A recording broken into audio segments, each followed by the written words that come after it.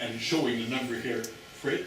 This year we expect about 410 million in research awards. Expenditures lag 1 or 2 years and already kick up to about 420 million. So over 4 years, we have about 1.5 billion in research expenditures. In current research business, a snapshot, we're about 1.6 billion. So we have many of these contracts and grants to extend over time. We have a rich and diverse research portfolio touching on all the subjects nearly that most large research universities deal with these days. And again, space science, aerospace is probably the prime and the biggest one, but biotechnology in all ways, shapes and forms it's increasing.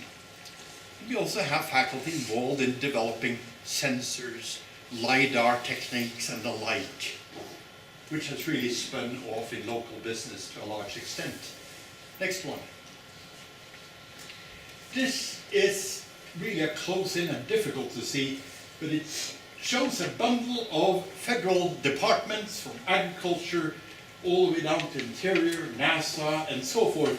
The number of proposals that and awards, this goes back a couple of years, it gives you a sense of total awards received in a fiscal year 2 years ago, 1,950 awards. So it's busy. And we are not a focused industry, we are a university of the universe, just like University of California, Santa Cruz. And we do this to keep faculty happy, keep students enthused and involved, and to push forward the frontiers of science, engineering, and the like. Next one. Also slightly dated. Now NASA has come up a little bigger, NSF behind, but what you see down here, again, defense is low, and other federal. Often we work with other universities on joint research programs. We would be a subcontractor. That's what this means here. Next one, please. A typical project, and this is common probably to all university and UC system. So the best thing about this, you support students, faculty, researchers on salaries.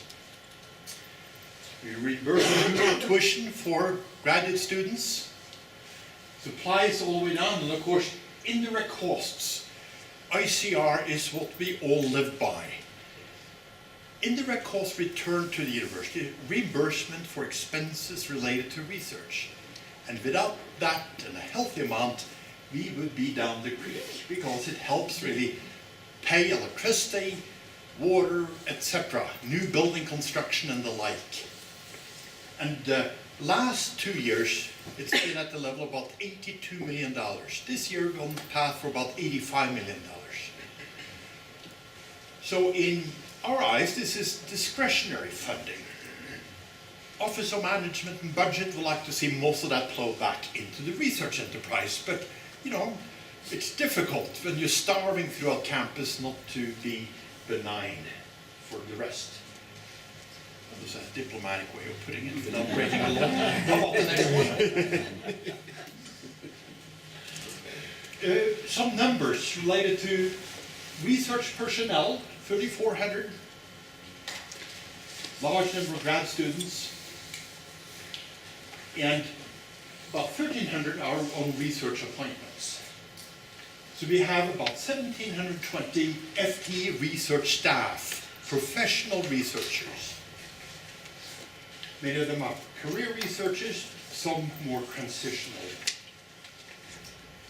Undergraduate students are involved in research, and year in and year out we have about 2,000 undergraduate students involved in research programs, both lab work within the institutions and field testing. Next one.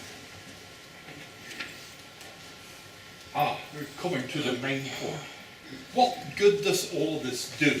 So, downstream economic and societal benefits of research, startup companies, and Kim, I think I got this about right, 76 successful companies started by faculty since 1995, and lo and behold, most of them are doing quite well. We often know about startups not surviving to the at the rate of 20% or thereabouts, but somehow faculty are pretty good in terms of entrepreneurship, understanding, debit, credit, and all of these other things. So they're doing quite well, most of them in this area, some in the Bay Area. And the economic impact, using appropriate multipliers, this campus has that particular economic impact, 5.3 billion. Is that the system? Thank you. So that is the system. I was spreading the gospel too much. It's still good, It's a big number, isn't it? And also societal and humanitarian impact. Universities do all sorts of good things. Concerts and music and you name it. Conferences. And keeping on top of what goes on. So universities, including ours, do all sorts of vibrant things. Next one. So here are also some basic data going back 2 years. So our faculty and inventors have submitted about 529 inventions to Tech Transfer Office, resulting in a total of 156 license and option agreements. And that's pretty good. I know various California institutions and others do far more than this, but we're pretty proud of what we have done in this sense. Next one. So in summary, results is a strong academic, vibrant research enterprise. The scholarship and education go hand in hand. The good thing about doing research that students catch on to it helps their education big time. And we like to think that we attract some of the best and brightest faculty and staff, students to our faculty, to our campus. So the key is to have really a rich, diverse environment for learning and innovation in a large sense. And the impact's got to be positive. And we try to convince the state, remind them that indeed we do contribute in a big way. I think that might be it, Tim. Yep. So we have a minute or two for questions. George. Well, actually I had 3 questions, but I won't do all 3. But you actually had 3 numbers that I found particularly interesting. One was the small level of state support that you get compared to most public universities. So I'm just commenting at how well you've done despite that small support. And if you have any wisdom that you could share with us about that. The second question, the second number that I thought was interesting was the 24% that you get, that you put on overhead. That can't be your overhead rate. It's maybe what comes back to you. Right, so if you went down, the second line was tuition. Tuition is exempt from overhead. If you recalculate all this behind it, you get this number comes up to about 38%. Our normal indirect cost rate is 52.5. So that's about the same as us. Right, so state agencies said, although we don't receive any money from the state, say you cannot have a rate higher than 5 or 10%. Some government agencies also have a cap on what to do. And private foundations, Keck Foundation and so on, it's either 0 or 5%. So this is a blended part. So 52.5% is our normal rate. 2 years ago, or 3 years ago, it was 51.5. We hovered around 50 for quite a few years. And the third number you listed was the $59 million in income from licensing over the last 5 years. How does that compare to the cost to you of actually running your office? Most universities actually don't make money from licensing when you include the cost. Is that true of you as well? So my colleague Kate Tallman will speak specifically to that later. But our tech transfer office is fairly small, about 12 In people. the CU campus, it's probably 10 or 12, yeah. 12. At the And Boulder campus, if right? you go to other fine institutions, it's much bigger than that. So we are sort of lean and mean, and these people are running ragged trying to support us. So strangely, you know, when you have a denominator next to zero, it's whatever you put up there looks good. And so we have noble ideas about doing far more, certainly in the biotechnology arena. And we know that's going to be very competitive. It's difficult. We have made some alliances with big national biopharma and so on companies, but I can tell you it ain't easy. Does that help? Absolutely. That's an immediate response. Other comments, questions? Anyone? Yes? I'm just wondering, when you're recruiting faculty to come to the campus, are you looking at their entrepreneurial backgrounds, or is it purely based on academics? Mainly academics, the merit of publication record and the like, but then you talk with people, you know, if they fire in their belly and full of ideas, I think the next step is fairly simple.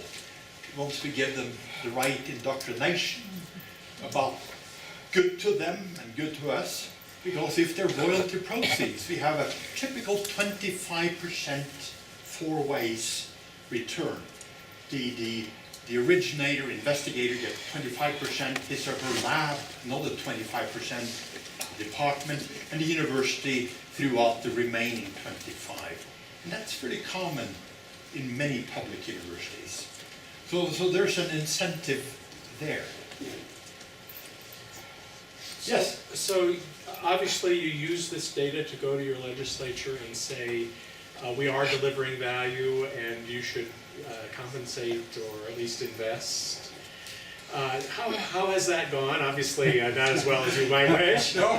And I'm particularly interested in what parts of that story that you tell have been successful in stimulating at least interest.